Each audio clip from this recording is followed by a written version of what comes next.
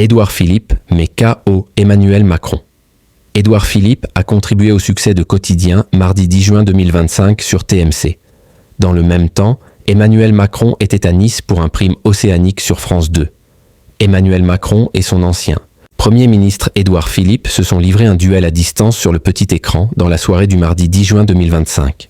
Le président de la République a participé au prime de France 2, Urgence Océan, tandis que le maire du Havre était l'invité de Quotidien sur TMC. Hugo Clément a égratigné son invité de marque en lui faisant commenter les nouvelles fonctions de Christophe Castaner, qui fut son ministre de l'Intérieur durant son premier mandat.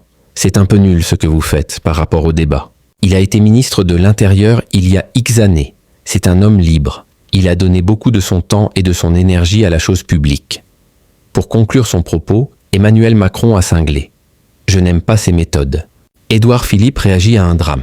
Autre moment phare du Prime, la porte laissée ouverte par le chef d'État pour voir Paul Watson bénéficier d'un droit d'asile sur le sol français. Je pense qu'il respecte les règles pour l'obtenir. Donc, on va s'arranger pour que lui et sa famille puissent le demander. Pendant ce temps, Yann Barthès a interrogé le Premier ministre originel de l'ère Emmanuel Macron, candidat aux prochaines présidentielles, le président du parti. Horizon a commenté la lourde actualité avec la mort d'une surveillante de 31 ans, poignardée par un collégien de 14 ans. Un mélange de stupeur, de tristesse infinie. Cette dame a un enfant de 4 ans. Peut-être qu'à l'intérieur de ses sentiments mêlés, il y a de la colère parce que ça ne peut pas être acceptable qu'au sein d'un collège, un ado tue au couteau une surveillante qui fait son job.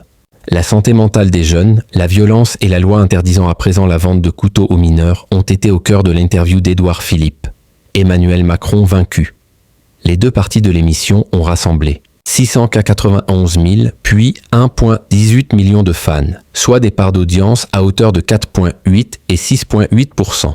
Le final, sans l'ancien locataire de Matignon, a pu compter sur 1,67 million d'inconditionnels, 9,5%.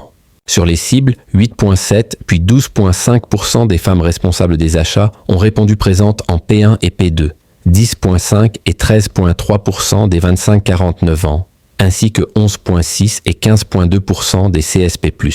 Sur ces trois indicateurs, l'invité de Yann Barthès a mis KO Emmanuel Macron en frontal.